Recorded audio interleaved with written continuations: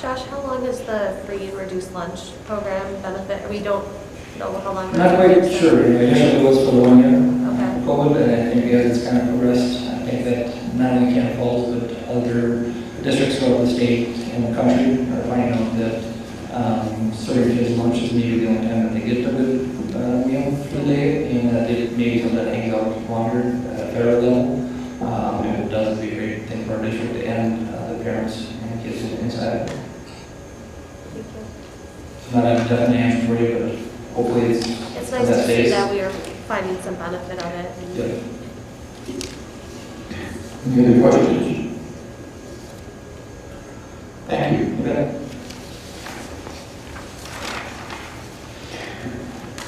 I would look for a motion to approve the revised fiscal year 22 budget.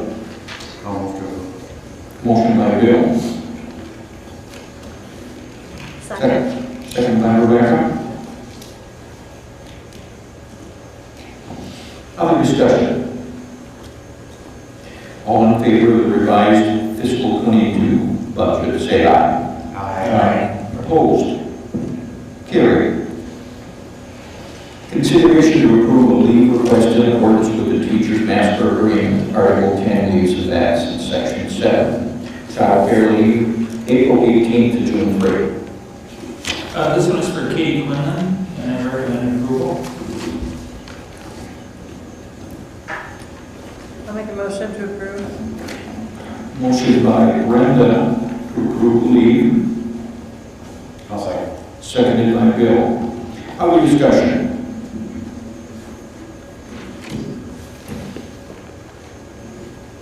Okay. All in favor of the approval of this leave request, say aye. Aye. Opposed? That is carried. Safety number 3, consideration to approve a leave request in accordance with the Teachers Master Agreement, Article 10, leaves of absence, Section 7. This one is for Tabitha. Recommend approval. Make a motion to approve. Rebecca on the motion. Luke on the second.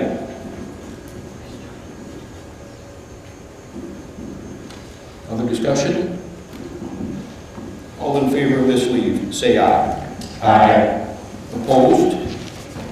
Carried. Consideration to approve the Lindo Family Scholarship. Yes, this letter comes in from the Lindo family. The Lindo family would like to offer a $1,000 scholarship to a graduating senior each year. This is a new scholarship, will be awarded as follows. The Lindo family is awarding a scholarship of $1,000 to graduating seniors. The scholarship can be used at a 2- or 4-year college or university or technical college. The scholarship will be based on character and a 500-word essay and how their experience in bomber baseball will help them make a positive impact on the world. Recipients will be chosen by the Lindo family. On approval from you, I will add this to the other local scholarships. And that's from Robin. And I recommend approval on this as well. I'll make a motion. Luke on the motion. Second. Second. Second by Rebecca. All discussion? Thanks to the Lindo family for their generous scholarship. Much appreciated. They have a long-term commitment to our community and our school. Anything else? All in favor of approval of the scholarship, say aye. Aye. Opposed? Carried. This is just a discussion item. I've thrown this up in the past, that our 206 policy regarding public input needs to be more clearly defined in my book. We have some folks that believe they have a right to speak for an extended period of time, and I think that we spelled out what we know to be the true meaning of 206, but we haven't spelled it out well enough, nor have we updated it at all. And one of the areas that I noticed when I was looking at other school boards and their policies is if I have nothing better to do when I'm looking at other people's policies. one that struck me was the fact that one of the school district clearly states that they listen to input from people from the district. And I think that's what we're here to do, is listen to people that live in our district. So I'd like to be able to bring that with the recommendations from the MSBA, which sent some boilerplate changes for consideration, not necessarily that they have to be handled, but for discussion. They also communicate that this is one of those policies that, due to its nature, that we don't have to have 2 readings on, so we can pretty much decide at a meeting, if you choose to do so, to okay that policy, more of an update, a refinement, if you will. So just kind of looking for input, if I'm jumping the gun here, if it's something that we should be discussing. Well, I think it behooves us to look back at public policy that by statute we're not required to have a public input section. And so, but the board has always done that as far as I'm aware.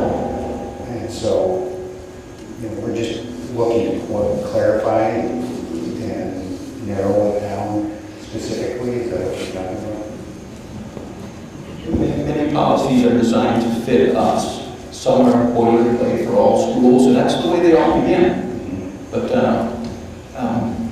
if you believe that we should be at least making it user-friendly for our community, then I think it needs some discussion.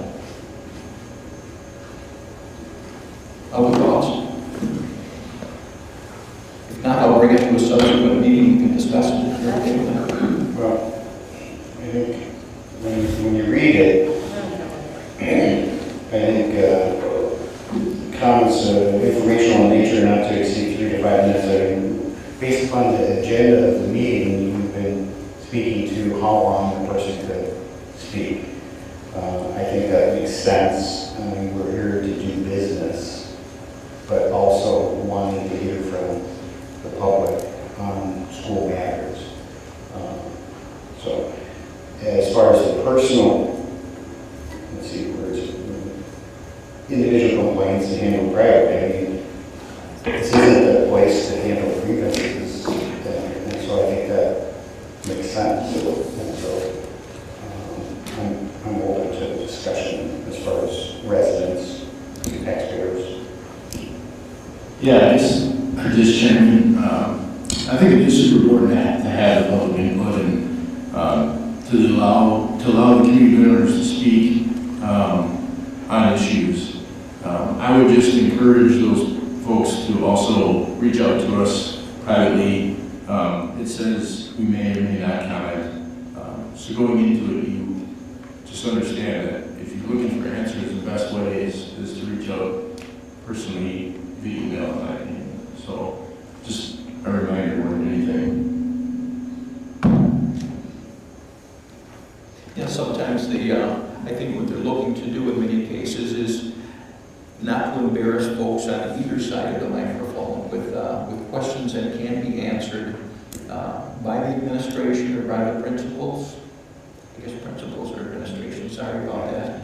But things that can get taken care of away from the school board, that's kind of what it's designed to do. But yeah, I think I read what you're saying here. We'll bring some information to the next meeting. You can take a look at it and see if you wanted to refine it, redefine it, or whatever.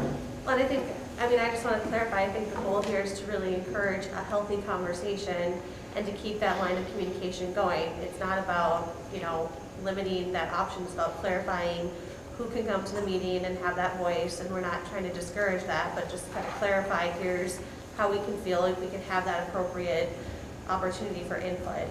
And I think the challenge is, I think sometimes folks think that it is a dialogue or that it's a debate, and it's not.